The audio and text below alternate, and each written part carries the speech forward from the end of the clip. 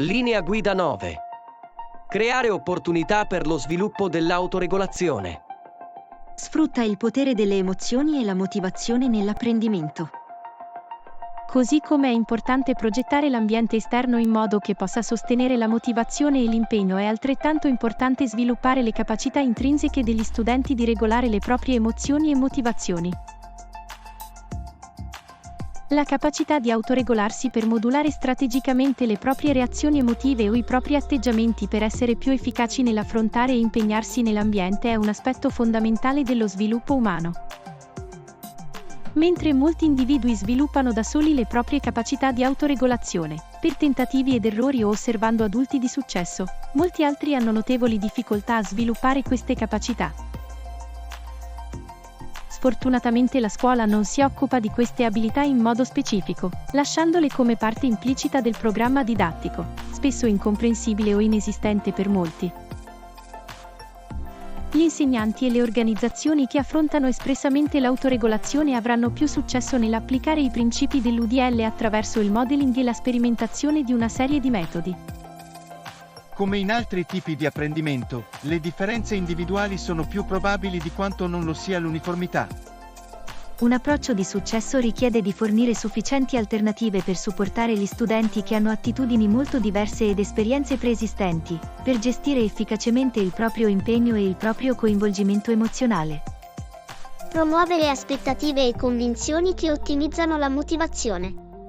Individuate obiettivi personali che ispirino fiducia e senso di padronanza dell'apprendimento. Un aspetto importante dell'autoregolazione è la conoscenza personale che ogni studente ha di ciò che trova motivante, sia esso intrinseco che estrinseco. Per raggiungere questo obiettivo, gli studenti devono essere in grado di stabilire mete personali che possano essere realisticamente raggiunte, oltre a promuovere la convinzione della possibilità di raggiungere i propri obiettivi. Inoltre, gli studenti devono essere in grado di affrontare la frustrazione e di evitare l'ansia quando sono in difficoltà nel raggiungere i loro obiettivi. È necessario dare agli studenti diverse opzioni per aiutarli a rimanere motivati.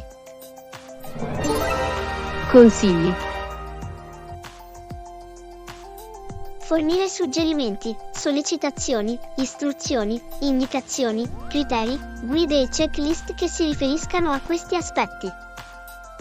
Obiettivi di autoregolazione come la riduzione della frequenza di reazioni aggressive in risposta alla frustrazione. Aumentare la durata dell'orientamento al lavoro a fronte di distrazioni. Elevare la frequenza di autoriflessione e di autorinforzi.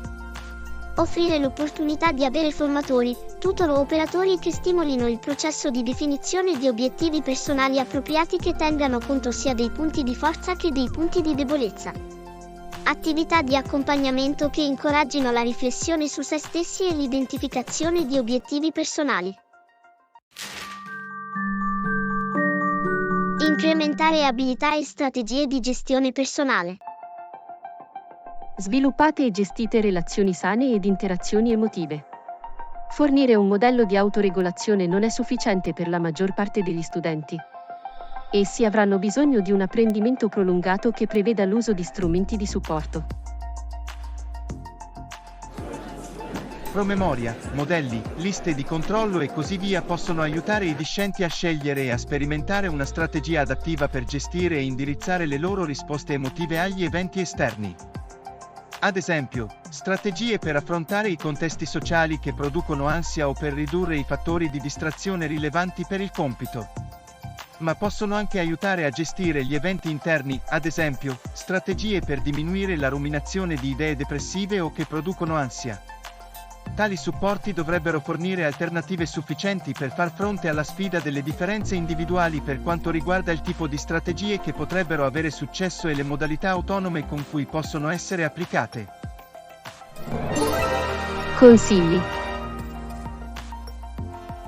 Fornire modelli, supporti e feedback differenziati per gestire la frustrazione. Richiedere un supporto emotivo esterno. Sviluppare i controlli interni e le capacità di gestione. Gestire in modo appropriato le fobie specifiche della materia e i giudizi di attitudine naturale, per esempio, come posso migliorare le aree in cui trovo difficoltà, piuttosto che non sono bravo in matematica. Utilizzare situazioni di vita reale o simulazioni per dimostrare le capacità di coping.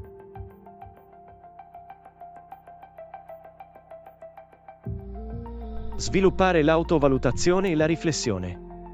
Aumentate la consapevolezza del progresso verso gli obiettivi e su come imparare dagli errori.